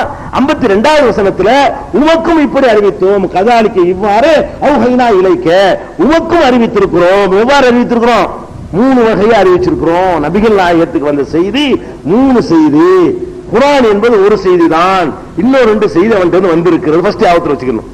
ஏன்னா 3 செய்தி அல்லாஹ் அறிவிச்சு, அல்லாஹ் குர்ஆன் தான் சொல்லுது, ஹதீஸ் சொல்லல. இது குர்ஆன் தான் சொல்லுது. முஹம்மது நபி ஸல்லல்லாஹு அலைஹி வஸல்லம் அவர்களுக்கு 3 விதமான செய்திகள் வந்தன. இது ஆவத்துல வச்சுக்கணும். இது ஒரு பாயிண்ட் ஆச்சா. அடுத்தது பெரும்பாலும் என்ன குழப்பம் வருதுன்னு கேட்டா, நம்ம குர்ஆன் அல்லாஹ்வுடைய வேதம், அது எல்லாத்தையும் எல்லாம் தெளிவுபடுத்தி இருக்கிறான், எல்லா விஷயத்தையுமே அவன் முழுமையா சொல்லி இருக்கிறான். இப்படிங்கிற ஒரு அந்த நம்பிக்கை அடிப்படையாக வைத்துக் கொண்டு ஹதீஸ்கள் வேண்டியதில்லை, இறை தூதர்களுடைய வேற போதனைகள் நம்ம ஏற்றுக்கொள்ள வேண்டியதில்லைன்னு சொல்றாங்க. இறை தூதரா வர்றவங்க இப்படி அல்லாஹ்ட்ட வேதத்தை வாங்கி மக்கள்கிட்ட கொடுக்கிறது என்பதுதான் இறை தூதருடைய வேலையா இருந்தால், அப்ப இறைவன் மனுஷன் அனுப்பியிருக்க தேவையே இல்லை, மனுஷன் அனுப்ப வேண்டியதில்லை. வேற எப்படி செஞ்சிருக்கலாம்? வேதத்தை கொடுக்கிறது தானே தூதருடைய வேலை. வேதத்தை வாங்கி கொடுக்கிறது மட்டும் அவருடைய வேலையா, அதை செஞ்சு காட்டி நடைமுறைப்படுத்தி காட்டி விளக்கம் கொடுக்கிறவருடைய வேலையான்னு யோசிக்கணும். இறை தூதரா வர்றாருல, அந்த அல்லாஹ்வுடைய வேதம் இந்தாங்க இப்படின்னு போறது மட்டும் அவருடைய வேலையா இருந்தால் இப்படி ஒரு ஆளை அனுப்பவே தேவையில்லை. வேற என்ன பண்ணிருக்கலாம்? மேல இருந்து புத்து 2 வேதம் போட வேண்டியதான். அதுக்கு அல்லாஹ்வுடைய வேதம் இன்னும் நல்லா உறுதியா நம்பியிருப்பான். மனிதன் நான் அல்லாஹ்வுடைய தூதர்னு சொல்லி நம்ப வச்சு அதுக்கப்புறம் அல்லாஹ்வுடைய வேதத்தை நம்புறதை விட திடீர்னு மக்களுக்கு ஒரு அசரி சத்தம் வரும், மக்களே பார்த்துக்கிட்டே இருங்க, உங்களுக்கு ஆகாயத்திலிருந்து புத்தகம் விழப்போகிறது, அதை ஏற்று நடக்கிற ஒரு சவுண்டை கொடுத்துட்டு ஒரு புத்தகம் விழுந்தா அல்லாஹ்வுடைய வேதம் நம்புவாங்க நம்ப மாட்டாங்களா? நம்புவாங்க இல்லங்க. இப்ப உங்களுக்கு திடீர்னு சத்தம் வருது, உலகத்துக்கு தான் சத்தம் வருது, இந்த மாதிரி பகல் 12 மணிக்கு சரியாக ஒரு புத்தகம் உங்களுக்கு விழும், எல்லாரும் காத்துக்கிட்டு இருக்கீங்க, எல்லாம் காத்துட்டு போம்ல, ஒரு புத்தகம் விழுதுன்னு வைங்க, அது யாருடைய புத்தகமா தான் இருக்குன்னு அப்படி சொன்ன பிறகு வந்தா அல்லாஹ்வுடைய புத்தகமா தானே இருக்கணும். ஈஸியான ஒரு முறை. அப்ப புஸ்தகம் தான் போதும் என்று அல்லாஹ்வுடைய நோக்கமாக இருந்தால் அந்த புஸ்தகத்தை அப்படி தூக்கி போடுவது பெரிய வேலை ஒண்ணும் கிடையாது. அது இருந்தா இன்னும் அழகாக நம்பி இருப்பார்கள். வேதத்தை நம்பாம போனதுக்கு அடிப்படை காரணம் என்ன? வேதத்தை அந்த மக்கள் ஏன் நம்ப மறுத்தாங்க? மனுஷன் தூதர்னு சொல்றதை ஏத்துக்க முடியல உங்களால. எதனால மறுத்தாங்க? என்ன நீ தூதர்னு சொல்ற, நீ தானே சொல்ற அல்லாஹ் தந்தாண்டு, நீ எங்களை மாதிரி மனுஷன் தானே, எப்படி நாங்க உன்னை அல்லாஹ் தந்திருப்பாங்க, இதான குழப்பமே. அவ மனிதர்கள் இறை தூதர்னு சொல்லக்கூடிய நேரத்தில் அதை அவர்களால் ஜீரணிக்கவும் முடியல. அல்லாவே நேரடியா தங்களுக்கு ஒரு புத்தகத்தை தந்தான்னு வைங்க, அது அவர்களுக்கு ஜீரணிப்பதற்கு எளிதாக இருந்திருக்கும். அப்ப அல்லாஹ் என்ன செய்யல, அந்த மாதிரி தான் கேட்கவும் செஞ்சாங்க. 2 விதமா கேட்டான். ஒண்ணு, நேரடியா புத்தகத்தை போடு, இல்லையா அவர் ரசூலுல்லாஹ் கேட்டாங்க, நேத்து கூட வாய்ச்சமே அற்புதத்தை பத்தி பேசும்பொழுது, நீ இறை தூதர்கள் இல்லப்பா, மேல போயிட்டு புத்தகத்தை இறங்கு, அப்ப நாங்க ஒத்துக்கிறோம் சொன்னாங்க. அப்படித்தான் எதிர்பார்க்கிறான். புஸ்தகம் அல்லாஹ்ட்ட இருந்து வர்றதுக்கு ப்ரூஃப் வேணும். நீ எங்களை மாதிரி பிறந்த எங்களை மாதிரி வளர்ந்து திடீர்னு அல்லாஹ்ட்ட இருந்து வருதுன்னு எப்படி நம்புறது? இதான் உங்களுடைய கேள்வியாக இருந்தது. அப்போ இது ஒரு பிரச்சனை. 2வது என்னன்னு கேட்டா, மலக்குகளை அனுப்ப சொல்லி கேட்டாங்க. இறைவன் முகமது நபி அவர்கள் போய் நான் தான் அல்லாஹ்வுடைய தூதர்னு சொன்னாங்க, மூசா நபி போய் சொன்னாங்க, ஈசா நபி சொன்னாங்க. அவங்கள்ட்ட எல்லாம் என்ன கேள்வி அவன் கேட்டான்? அல்லாஹ்வுடைய தூதருங்கிறீங்களப்பா, எங்களை மாதிரி சாப்பிடுற ஒரு ஆளா தூதரா வரணும், எங்களை மாதிரி மலஜலம் கழிக்கக்கூடிய ஒரு தூதரா வரணும், ஒரு மலக்கு வர வேண்டியது தானே. அப்ப வேதத்தை கொடுக்கிறது மட்டும்தான் வேலைன்னு இருக்குமையானால் ஒரு மலக்கு கூட அல்லாஹ் அனுப்பி வச்சிருக்கலாம். ரசூலுல்லாஹ்ட்ட அனுப்புன மலக்க மக்கள்கிட்ட அனுப்ப வேண்டியதானே. மலக்கு அனுப்பாம இருந்தா ரசூலுல்லாஹ்ட்ட அனுப்புற அந்த மலக்க எல்லாருக்கும் தெரியற மாதிரி ஜிப்ரீல் வந்திருக்க மாணவர் டெஸ்ட் வேண்டா பண்ணி பாத்துக்க, குத்தி பாரு, வெட்டி பாரு, கன்ஃபார்ம் பண்ணிக்கிட்டியா, இந்த புஸ்தகம் நடந்துக்க போயிட வேண்டியதானே. இது ரொம்ப ஈஸியா இருந்திருக்கும். ஏன்னு கேட்டா அல்லாஹ் என்ன சொல்றான்னு கேட்டா, இப்படித்தான் கேட்டாங்கிறான். மக்கள் எதிர்பார்த்தாலும் என்னது, மலக்கு வரணும் தான் கேட்டாங்க, மனுஷன் வர்றதை அவங்க ஏத்துக்கிற தயாரா இல்லைங்கிறான். இது மாதிரி சில வசனங்களை முதல்ல பாத்துக்கிறீங்களேன், அப்பதான் பாயிண்ட் வழங்கும். 66வது அத்தியாயத்துல 8, 9 ஆகிய 2 வசனங்கள் எல்லாம் சொல்றான். காலு இவர்கள் கூறுகிறார்கள், லவ்லா உன்சில அலைஹி மலக்கும், இவரோடு ஒரு மலக்கு அருளப்படக்கூடாது, இறக்கப்படக்கூடாதா அப்படின்னு கேட்கிறார்கள். வலவ் அன்சல்னா மலக்கன், மலக்கை நாம் அனுப்பி வைத்திருந்தால் லகுலியல் அம்ரு, கதை முடிக்கப்பட்டு விடும், சும்மலா யுன்லரூன், பிறகு அவகாசம் கொடுக்கப்பட மாட்டார்கள் சொல்லிட்டு அப்புறம் அல்லாஹ் சொல்றான், ஒலவு ஜஅல்நாஹு மலக்கன், இவர்கள் கேட்பது போல ஒரு மலக்கையே அனுப்புவதாக இருந்தால், வானவரையே அனுப்புவதாக இருந்தால், ல ஜஅல்நாஹு ரஜுலன், மனிதராக மாற்றித்தான் அனுப்புவோம் அல்லாஹ் சொல்றான். அதாவது வேதத்தை கொண்டாந்து தர்றது மட்டும்தான் வேலைன்னா மலக்கையை அனுப்பிவிட்டு இருக்கலாம். அல்லாஹ் என்ன சொல்றான் தெரியுமா? மலக்கை நாம் அனுப்புவதாக இருந்தால், இவங்க கேட்டுக்கிட்ட மாதிரி தூதராக மலக்கு அனுப்புறதா இருந்தா மலக்கு அனுப்ப மாட்டேன். மலக்கு அனுப்புனா மலக்குக்கு ஆசாபாசத்தெல்லாம் கொடுத்து உன்னை மாதிரி மனுஷனாக்கி தான் அனுப்புவேன். ஏன்னா மனுஷனுக்கு வழிகாட்டணும், வழிகாட்டணும் மனுஷன் தான் காட்டணும். இப்ப சாப்பிடுவது என்பதை பற்றிய ஒழுங்கை மனுஷன் தான் திண்டு காட்டி சொல்லணும். மலக்கு சாப்பிட மாட்டாரு. சாப்பிடாதவர் அந்த அறிவுரை சொன்னா போய வேலையை போயிடும். உனக்கு பசிக்கல, நீ பேசுவ, எனக்கு பசிக்கிறோமா இல்லையா, நேர்மையா நடங்க பாரு, நீ சொல்லிட்டு போவையா உனக்கு பசி இல்ல, எங்களுக்கு நேர்மை அப்படி நாங்க நடக்கிறது கேட்பமா இல்லையா? அது தூங்குற சொல்லுவாரு, கொஞ்சமா தூங்க பாரு, உனக்கு தூக்கமே இல்ல, நீ பாரு சொல்லிட்டு போய் எங்களுக்கு முடியுமா கேட்பானா இல்லையா? அப்ப இது யார் சொன்னதான் ஒத்துக்குருவான்? அவனை மாதிரி ஒரு மனிதர் சொல்லும் பொழுதுதான் நம்மளுக்கு மாதிரி அந்த ஆளுக்கு பசிக்கத்தானே செய்யுது, அவர் தானே சொல்றாரு, நம்மள மாதிரி தான் அவர் அப்படின்னு சொல்லும் பொழுதுதான் வழிகாட்டுதல் வரும். அல்லாஹ் என்ன சொல்றான்னு கேட்டா, வானவர்களையே நாங்கள் தூதரை அனுப்புறதா வச்சுக்கிட்டாலும் கூட மனுஷனுக்கு வழிகாட்ட வேண்டி இருக்கிறதுனால அவரை மனுஷரை மாத்தி அனுப்புவோம். இதுல என்ன விளங்குது உங்களுக்கு? தூதருடைய வேலை புஸ்தகத்தை வாங்கி தர்ற வேலை மட்டும் இல்ல, வேற வேலை ஒரு டியூட்டி இருக்குது. புஸ்தகத்தை தர்ற வேலை மட்டும் தான் மலக்கு அனுப்பிடுவான். மலக்கு வருவார், புஸ்தகத்தை ஒரு போயிருவாரு. அதுக்குன்னா நீங்க சொல்ற ஓகே, நாங்க வழிகாட்டுறதுக்கு அனுப்புறோம், வழிகாட்டுறவங்க உன்னோட வாழ்ந்து உன்னை மாதிரி இருக்கணும். அப்ப மனுஷனை மாற்றி அனுப்புவேன் என்று சொன்னா என்ன விளங்குது? தூதர்களுடைய வேலை புஸ்தகத்தை வாங்கி தந்துட்டு போற வேலை மட்டும் இல்ல, அதுக்கு விளக்கம் கொடுக்கிற வேலையும் இருக்கிறது, வாழ்ந்து காட்டுற வேலையும் இருக்கிறது. அதுக்கு தான் இந்த வாசகத்தை எல்லாம் சொல்லி காட்டுறோம். இது 6-8 இருக்குதா? அதே மாதிரி இன்னொரு, இது ரொம்ப வெயிட்டான வசனம், 17வது அத்தியாயத்துல 94-95 இந்த இரு வசனங்களில் அல்லாஹ் சொல்லி காட்டுகிறான். ஒமா மன அன்னாஸ அன் யுமினு இஜ்ஜாஹுமுல் ஹுதா, நேர்வழி வந்த பிறகும் மக்கள் நம்பிக்கை கொள்வதற்கு தடையாக இருப்பது என்னவென்று சொன்னால், அபஅஸல்லாஹு பஷர ரசூலா, மனிதரைத்தான அல்லாஹ் தூதராக அனுப்பினான் என்பதுதான் தடையாக இருக்கிறது. ஏன் ஏத்துக்கிற மாட்டாங்க என்று கேட்டா, மனுஷன் தான் கிடைச்ச தூதருக்கு, மலக்கு கிடைக்கலையோ என்பதுதான் இவர்கள் ஏற்றுக்கொள்வதற்கு தடையாக இருக்கிறது அப்படின்னு சொல்லிட்டு அடுத்து பாயிண்ட் சொல்றான் பாருங்க. குல் நபியே நீங்கள் சொல்லுங்கள், லவ்கான ஃபில் அர்லி மலாயிகத்துன் யம்ஷூன முத்மஇன்னீன, இந்த பூமியில வானவர்கள் வாழ்ந்து வசித்துக் கொண்டு இருப்பார்களே ஆனால் லநஸல்னா அலைஹிம் மினஸ்ஸமாய் மலக்கர் ரசூலா, நாங்களும் வானத்திலிருந்து மலக்கர் ரசூல் அனுப்பியிருப்போம். பூமியில வாழ்வது வானவராய் இருந்தால் வானவரை நம்ம அனுப்பியிருப்போம், வாழ்வது மனுஷனா இருந்தா மனுஷத்தான் அனுப்புங்கிறான்ல. இது ஏன் அப்படி மனுஷனைத்தான் அனுப்பணும் சொல்லணும்? வேதத்தை கொடுக்கறது மட்டும் வேலையா இருந்தா யாரை கொடுத்துட்டு போக வேண்டியதானங்க?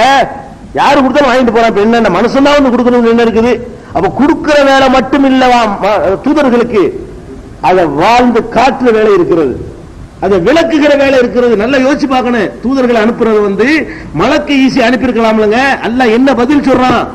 பூமியில் மலக்கு வசிச்சாங்கன்னு சொல்லி மலக்கு அனுப்புவோம். நீ மனுஷன் வசிக்கிட்டு எப்படி நீ மலக்கை கேட்கிற? மனுஷனுக்கு வழிகாட்ட மனுஷனை தானே அனுப்ப முடியும் அல்லாஹ் கேட்கிறான். அப்ப லவ்கான ஃபில் அர்லி மலாயிகத்துன் யம்ஷூன முத்மஇன்னீன, இந்த பூமியில வானவர்கள் வசித்துக் கொண்டு இருப்பார்களேயானால் லநஸல்னா அலைஹிம் மினஸ்ஸமாய் மலக்கர் ரசூலா, அவர்கள் மீது வானவரைய தூதராக நாம அனுப்பி இருப்போம். என்ன விளங்குது? தூதர்களா வரக்கூடியவங்க செய்தியை வாங்கி தருவதற்கு மட்டும் வருவதில்லை, அந்த வாங்குற செய்திக்கு விளக்கம் அவங்கதான் சொல்லணும். இது வழங்கிக்கணும். அதே மாதிரி இன்னும் பல இடங்கள்ல அல்லாஹ் என்ன சொல்றான்னு கேட்டா, 23-24வது வசனம், 41-14வது வசனம், 25வது அத்தியாயம் 7வது வசனம், 25வது அத்தியாயம் 21வது வசனம், 43வது அத்தியாயம் 53வது வசனம், இந்த வசனங்கள்ல எல்லாம் மலக்கு வந்தா நாங்க ஏத்துக்கொண்டிருப்போம் அவங்க சொன்னாங்க. இந்த வசனங்கள் அல்லாஹ் என்ன சொல்றான்னு கேட்டா, மலக்கு அனுப்ப சொல்லியா நாங்க ஏத்துக்கிற இப்பவே தயாரா இருக்கிறோம், நீ மனுஷன் வந்துகிட்டு தூதர் நாங்க எப்படி ஏத்துக்கிறது என்று ஒரு கோரிக்கை வச்சதை அல்லாஹ் சொல்லி காட்டுறான். மக்களுடைய விருப்பம் எல்லாம் என்னவா இருந்துச்சுன்னு சொன்னா, வானவர் வரணும் என்பதுதான் அவருடைய விருப்பமா இருந்துச்சு. அப்ப அல்லாஹ் ஈஸியான முறையில் ஒரு வானவர் அனுப்பி 50 பேரையும் நேர்வழி பெற்றிருக்கலாம். அல்லாஹ் என்ன செய்யறான்? மக்கள் ஏத்துக்கிறாத ஒரு வழியை வேணும்னு தேர்ந்தெடுக்கிறான். வானத்திலிருந்து பொத்துன்னு புஸ்தகத்தை போட்டா மக்கள் ஈஸியா ஏத்துக்குவாங்க, மலக்கு சொன்னா ஏத்துக்குவாங்க, மனுஷன் சொன்னா ஏத்துக்கிற மாட்டாங்க. அதை தேர்வு செய்யறான் வேணும்ல. அதை எதை சொன்னால் ஈஸியா ஏத்துக்கொள்வாங்களோ அதை வேணும்னு தவிர்த்து விட்டு எதை சொன்னா ஏத்துக்கிறது கஷ்டமா இருக்குமோ அந்த வழி எல்லாம் தேர்ந்தெடுக்கிறான். மனுஷன் வந்து சொன்னா ஏத்துக்கிற முடியல. இப்ப நானே இருக்கேன், என்கிட்ட ஒருத்தர் வர்றாரு, நான் தான் அல்லாஹ் ஒத்துக்குறேனா ஒத்துக்கிற மாட்டேன். அங்க இருந்து அப்படி புஸ்தகம் நேரம் வருது, கண்டாலும் நான் பார்த்துக்கிட்டு இருக்கிறேன். எந்த ஒரு பிடிமானம் இல்லாம புஸ்தகம் வந்து இறங்கி ஒரு உட்கார்ந்து நான் உடனே நம்பிடுவேன் இல்லைங்க, நீங்க நம்பிடுவீங்க, எல்லாரும் நம்பிடுவோம்ல. அப்ப அந்த மாதிரி ஒரு வழியில வந்து கொடுத்தால் மக்கள் ஈஸியா நம்புவாங்க இருந்தும் கூட அல்லாஹ் அதை தவிர்க்கிறான். ஏன் தவிர்க்கிறான்னு கேட்டா இவருக்கு வேற ஒரு வேலையும் இருக்கிறது. வாங்கி தர்ற வேலை மட்டும் இல்லப்பா, வாழ்ந்து காட்டுற வேலை இருக்குது. இதை நீங்க ஃபர்ஸ்ட் விளைவிக்கணும். இது போக இன்னொன்னு நீங்க கவனிக்கணும், இறை தூதர்கள் இதுல இருந்து என்ன வழங்குது? குர்ஆன தர்ற மட்டும் வஹிய தர்ற வேலை மட்டும் இறை தூதருக்கு இல்ல, நடைமுறைப்படுத்தி காட்டுற வேலை இருக்குங்கிறது இருந்து விளங்கிறீங்க. அடுத்து இன்னொன்னு கவனிங்க, நாம ஏற்கனவே உங்களுக்கு சொல்லி இருக்கிறோம், சில சமுதாயங்களுக்கு வந்து 2 தூதர் அனுப்புனாங்க, சில சமுதாயத்துக்கு 3 தூதர் அனுப்புனா எல்லாம் சொல்றான். இப்ப வேதத்தை வாங்கி தர்றது மட்டும்தான் வேலைன்னா 2 எதுக்கு? மூசா ஹாரூன் 2 பேர் இருக்கிறாங்க. இவருக்கு பேச தெரியாதுங்கிறதுனாலயே இன்னொரு ஆள சப்போர்ட்டுக்கு ஹாரூன் எல்லாம் அனுப்புறான். எதுக்கு சப்போர்ட்டுக்கு? புஸ்தகம் இருக்கிற கையில் கொடுக்க வேண்டியதான? இவர் பேசது குர்ஆன் மட்டும் வேதம் மட்டும் போதும்னு சொன்னா மூசாவுக்கு கொடுத்த வேதத்தை கொண்டு போய் உனக்கு பேச தெரியாது, உனக்கு என்ன போய், உனக்கு தான் வேதம் வந்திருக்கிறல்ல, வேதத்தை கொண்டு தூக்கி மூஞ்சில ஏறி அவன் படிச்சு தெரிஞ்சுக்கிறான் அப்படின்னு சொல்லி அனுப்பியிருக்கலாம் தானே. அல்லாஹ் என்ன பண்றான்னு கேட்டா பேசி விளக்கணுமா, விளக்குறதுக்கு தகுதியான ஒரு ஆளை எக்ஸ்ட்ரா சப்போர்ட்டை சேர்த்து அனுப்புறான். அப்ப அந்த வேதத்தை வாங்கிட்டு கொடுக்கிற மட்டும் வேலையா இருந்தா, அவர் திக்குவாயா இருந்தா என்ன, ஊமையா இருந்தா என்ன? இப்ப இந்த புஸ்தகத்தை கொண்டாந்து உங்களுக்கு தர சொல்றேன், இதை தர்றது மட்டும் வேலையா இருந்தா ஒரு ஊமையிட்டு கொடுத்து அனுப்புனா உங்களுக்கு என்னென்ன? புஸ்தகத்தை தருவோம், நீங்க வாங்கிட்டு போறீங்க, அவன் ஊமையா இருக்கான்னு நீங்க கேக்குறீங்க. அவன் ஊமையா இருந்தா என்ன, உனக்கு திக்குவாயா இருந்தா உனக்கு என்ன, புஸ்தகம் உனக்கு வந்துருச்சா இல்லையா அப்படின்னு போக வேண்டியதானே. அல்லாஹ் என்ன பார்க்கறான், கொடுக்குற ஆளுக்கு பேசவும் தெரியணுங்கிறான், நல்லா பேச்சாட்டு இருக்கணுங்கிறான். கொடுக்கக்கூடிய ஆள், வேதத்தை வாங்கிட்டு போற ஆளு கொஞ்சம் திக்குவாயா இருந்தா, திக்குவாய் இல்லாத ஒரு ஆளை சப்போர்ட்டுக்கு சேர்த்து விட்டு 2 பேரும் சேர்ந்து போய் பேசு அப்படின்னு என்ன அர்த்தம்? வேதத்துக்கு விளக்கம் கொடுக்கணும், வேதத்தின் அடிப்படையில் வைத்து எடுத்து சொல்லணும். வெறும் வேதத்தை மட்டும் கொடுத்து வர்றவங்க 2 வேஸ்ட் ஆகுது. இதுக்கு அந்த வேலையில வேலைக்கு போய் செய்யறான். ஒரு ஆளை கொண்டு கொடுத்து வர்ற விஷயத்துக்கு 2 பேர் எதுக்கு? 2 தூதர் அனுப்புனதுல இருந்து என்ன விளங்குது என்று கேட்டா, கொடுக்கிற வேலை மட்டும் இல்ல, விளக்குற வேலையும் இருக்கிறது. இறைவனிடமிருந்து பெறுகிற அந்த வேதத்தை விளக்குவார்கள், விளக்கி சொல்லக்கூடிய ஒரு பொறுப்பும் அவர்களுக்கு இருந்ததும் நீ விளங்கிடலாம். அதே மாதிரி என்ன பண்றான்னு கேட்டா 3 தூதர்கள் அனுப்புனா நம்ம யாசீன்ல, யாசீன் சூராவில் 36 அத்தியாயத்துல 13, 14 நம்ம ஏற்கனவே சொல்லி இருக்கிறோம். அந்த சமுதாயத்துக்கு என்ன பண்றான்னா ஃபர்ஸ்ட் 2 அனுப்பணும். இது அரசல்னா இலைக்கு முதனைனி, முதல் 2 தூதர்களை அனுப்பினோம். அப்புறம் என்ன செய்யணும்னா கதபுகுமா மறுத்துட்டாங்க. மூணாவது ஆளை கொண்டு வலுப்படுத்தினோங்கிறான். வேதத்தை கொண்டு கொடுக்கறதான வேலை அவருக்கு, கொடுத்துட்டு போயிட்டு இருக்க வேண்டிய அவரு 2 பேரை அனுப்பி 2 பேர் என்னென்னமோ விலைக்கு பாக்குறாங்க, ஏத்துக்கிற மாட்டேங்கிறான். இன்னொரு திறமையான கூட சேர்த்து விட்டு 3 பேர் சொல்லு. அப்ப ஒரு வேதத்தை வச்சுக்கிட்டு 3 ஆளா கொண்டு கொடுக்கறது, மக்கள்கிட்ட கொண்டு சேர்ப்பிக்கிறதுக்கு 3 பேரா, புஸ்தகத்தை வாங்கி கொண்டு கொடுத்ததுக்கு 3 பேர் அனுப்புவோமா? அப்ப அல்லாஹ் வந்து வேண்டாத வேலையை செய்வானா? அப்ப அதிகமான தூதர்களை கூட சில நேரங்கள் அல்லாஹ் அனுப்பி இருப்பதை பார்க்கும் பொழுது வேதத்தை கொண்டு போய் கொடுக்கிறது மட்டும் தூதர்களின் வேலை இல்ல, வேற வேலையும் இருக்கிறது தூதர்களுக்கு. என்ன வேலை வருவோம், வேற வேலை இருக்குங்கிற அடிப்படை நீங்க ஒத்துக்கிறீங்க. இல்லன்னா அல்லாஹ் வந்து வேஸ்டான வேலை செய்ய மாட்டான். ஒரு தூதரை கொண்டு செய்யற வேலைக்கு 3 பேர் இதுக்கு அனுப்பணும், 2 பேர் இதுக்கு அனுப்பணும் அப்படின்னு செஞ்சு பார்க்கணும். இதுக்கு அப்புறம் இதெல்லாம் என்னன்னு கேட்டா இது முக்கியமான அடுத்து இன்னொன்னு என்னன்னு கேட்டா, இப்ப புஸ்தகத்தை கொண்டு கொடுக்கணும் வைங்க, கொடுக்கறதுக்கு தான் தூதர் அனுப்புறோம். இப்ப நான் வந்து எனக்கு வந்து அரபி தெரியும், இவருக்கு அரபி தெரியும் வச்சுக்கிறோமே, எனக்கு அரபி தெரியும், இவருக்கு அரபி தெரியும். நான் அரபில ஒரு புஸ்தகத்தை கொடுத்து விட வேண்டி இருக்கு. இந்த கொடுத்து விடுற ஆளுக்கு அரபி தெரியணுமா? உங்களுக்கு புஸ்தகம் தர வேண்டி இருக்குங்க. அரபில நான் ஒரு புஸ்தகத்தை எழுதி நான் அரபி தெரிஞ்ச ஒரு ஆளுக்கு கொடுத்து விடுறேன். கொடுத்து விடும் பொழுது எனக்கு அரபி தெரியணும், வாஸ்தவம் தான். ஏன்னா நான் எழுதுறேன் தெரியணும். யாருக்கு நான் அனுப்புறேன் அவனுக்கு அரபி தெரியணும். இந்த கொடுத்து விடுறமே அந்த ஆளுக்கு அரபி தெரியணுமா? தெரிய தேவையில்லை, அவருக்கு தந்துருவாரு. இப்ப போஸ்ட்மேன் தபால் கொண்டு வர்றாரு, மராட்டியத்துல இருந்து கடிதம் மராட்டிய மொழியில அந்த கடிதத்தை கொண்டு 2 தர்றாரு. அவருக்கு தெரியாது, அவருக்கு என்ன தெரியாது, மராட்டிய பாஷை தெரியாது. அவர் கூட என்ன அவனுக்கு தெரியுமா அர்த்தம், ஏன் கொண்ட கட்ட கேட்குமா? அவனுக்கு தெரியாது என்னையா, எனக்கு தெரியுதுல, அந்த கடிதம் அங்கேருந்து எழுதுனவனுக்கு தெரியுது, வாசிக்கிற எனக்கு தெரியுது, நடுவில் உள்ளவனுக்கு தெரியாது, எனக்கு என்ன. அப்ப வந்து இந்த தூதரை அனுப்பப்படுறவருக்கு வந்து அந்த மக்களுடைய பாஷையில தான் இருக்கணுங்கிற கட்டாயம் கிடையாது. இது விளங்குதுல. அல்லாஹ் என்ன சொல்றான்னு கேட்டா, எந்த தூதர் அனுப்புனாலும் அவங்க பாஷையில அனுப்புன அப்படிங்கிறான். தூதருக்கு அந்த பாஷை தெரிஞ்சிருக்கணும் அப்படின்னு சொல்லும் பொழுது விளக்குறதுக்குங்கிறான். நல்லா கவனிக்கணும். இது எங்க இருக்குன்னா 14வது அத்தியாயத்துல 4வது வசனத்தில் எல்லாம் சொல்லி காட்டுகிறான். ஒமா அர்சல்னா மிர் ரசூலின், எந்த ஒரு தூதரை நாம் அனுப்புவதாக இருந்தாலும் இல்லா பிலிசானி கௌமிஹி, அவரது சமுதாயம் பேசுகிற மொழி தெரிந்தவராகத்தான் அனுப்பி இருக்கிறோம். எதற்கு இப்படி அனுப்பினோம் என்று சொன்னால் லியுபையின லஹும், அவர்களுக்கு இவர் விளக்க வேண்டும் என்பதற்காக. தூதர் இருக்கார்ல, இவர் வந்து அந்த மக்களுக்கு விளக்கம் சொல்லணும். அப்ப தாய் பாஷை இவருக்கு இருக்கணும். இப்ப நபிகள் நாயகத்துக்கு வந்து அரபு மொழியில வேதத்தை கொடுத்தான். அவங்க அரபியத்தான் இருந்தாங்க. அதை வந்து ஒரு அரபி தெரியாதவங்க அவங்க இருந்தாங்கன்னு வைங்க, கொண்டை குடுக்கிற வேலையை செஞ்சிருப்பாங்களே தவிர விளக்குற வேலையை செய்ய முடியுமா? நபிகள் நாயகத்துக்கு அரபி தமிழ்நாட்டு ஆள் வச்சுக்கிறோம். நபிகள் நாயகம் தமிழ்நாட்டில் தமிழ் மொழி தாய்மொழியாக கொண்டவங்க வச்சுக்கிறோம். அவங்கள்ட்ட அரபி வேதத்தை கொடுத்து நீங்க கொஞ்சம் சவுதி அரேபியாவுக்கு போய் இந்த புஸ்தகத்தை கொடுங்கன்னா கொடுத்துருவாங்க. விளக்க வேணுமா? என்னப்பா இது? அதனால தெரியாது, அல்லாஹ் கொடுத்தா தந்துட்டேன், நீ விளங்கிக்க அப்படின்னு போயிருக்கலாம்ல. அல்லாஹ் என்ன சொல்றான்னு கேட்டா, எந்த ஒரு தூதரை அனுப்பினாலும் அந்த கொண்டு வர்ற வேதம் எந்த மொழியில் இருக்கிறதோ அந்த மொழி அவருக்கு தெரியும், அந்த மொழி தெரிஞ்சு இருக்கும். யாரிடத்துல கொண்டு வந்து சேர்க்கிறாரோ அவர்களுடைய மொழியில தான் அந்த வேதம் இருக்கும் அப்படின்னு சொல்றான். ஏன் இப்படி இருக்கும்னு கேட்டா, இவர்தான் அவர்களுக்கு அதை விளக்க வேண்டும். பாயிண்ட் விளங்கணும். அப்போ ஒமா அர்சல்னா மிர் ரசூலின், எந்த தூதரை நாம் அனுப்புவதாக இருந்தாலும் இல்லா பிலிசானி கௌமிஹி, அவர் சமுதாய மொழியில் தான் அனுப்பி வைத்திருக்கிறோம். எதுக்கு இப்படி செஞ்சோம்னு கேட்டா லியுபையின லஹும், அவர்களுக்கு அவர் விளக்க வேண்டும் என்பதற்காக. இதுல இருந்து என்ன விளங்குதுன்னு கேட்டா, மலக்கு தான் வரணும்னு எதிர்பார்த்தான். அப்படி இருக்கும்போது வேணும்னு அல்லாஹ் வந்து மனிதன் அனுப்புறான். அதனால புஸ்தகம் தான் வந்து போடணும்னு எதிர்பார்த்தான். அப்படி இருக்கும்போது வேணும்னு அல்லாஹ் என்ன செய்யறான்? முடியாது, மனுஷன் தான் அனுப்புவேன் அனுப்புறான். ஒரு தூதர் கொடுத்து விடுற மட்டும் வேலையா இருந்தா ஒரு ஆள் போதும், இருந்தால் 2 பேர் அனுப்புறாங்க, 3 அனுப்புவாங்கிறான் சில நேரத்தில். அது போக பாஷை தேவையே இல்லை. புஸ்தகத்தை கொண்டு வந்து தர்றவருக்கு அந்த பாஷை தெரிஞ்சிருக்க வேண்டிய அவசியம் இல்லை. அதை கொண்டு வந்து கொடுத்தா மக்கள் விளங்கிடுவாங்க. ஆனால் தெரிஞ்சிருக்கணும், பாஷை உனக்கு தெரிஞ்சிருக்கணும், இன்னும் வளர்க்கணும் என்று அல்லாஹ் சொல்றான். இந்த அடிப்படையை வச்சு பார்க்கும் பொழுது இறைவனிடமிருந்து வேதத்தை பெறுவதோடு வேதத்திற்கான விளக்கத்தையும் அவர்கள் பெறுவார்கள். அது வேறு ஒரு வகையின் மூலமாக அவர்கள் பெறுவார்கள். பெறுகிற விளக்கத்தை அவர்கள் மக்களுக்கு தருவார்கள் என்பது இந்த குர்ஆனுடைய வசனங்களில் இருந்து நமக்கு தெளிவாக தெரிகிறது. இவ்வளவுதானா? இது பொதுவான விஷயங்கள் தான் நான் இப்ப சொல்லியிருக்கிறேன். தெளிவாக சொல்லக்கூடிய சில வசனங்கள் இருக்கிறது. குர்ஆனுக்கு நபிகள் நாயகத்தினுடைய விளக்கம், ஒவ்வொரு வேதத்துக்கும் அந்தந்த நபிமார்களுடைய விளக்கம் கண்டிப்பாக அவசியம். நபிமார்களுடைய விளக்கம் இல்லாமல் எந்த ஒரு வேதமும் இல்லை என்பதை தெளிவாக சொல்லக்கூடிய வேறு சில வசனங்கள் இருக்கிறது. அதையும் தெரிந்து கொண்டு இந்த நவீன அளவுக்கு தேவையா இருக்கு. குர்ஆன் ஹதீஸை பின்பற்றணும் ஒரு கூட்டம் உண்டான பிறகு அதுல இருந்து கொஞ்சம் மாடனா போகணும்னு நினைச்சுக்கிட்டு செய்யறான். குர்ஆன் மட்டும் போதும் அப்படிங்கிற மாதிரி நல்ல வசதியா இருக்குங்கிறதுக்காக வேண்டி குர்ஆன் மட்டும் போதும் சொன்னான்னு வைங்களேன், என்ன வேண்டாலும் வியாக்கியானம் இஷ்டத்துக்கு கொடுத்துக்கலாம்.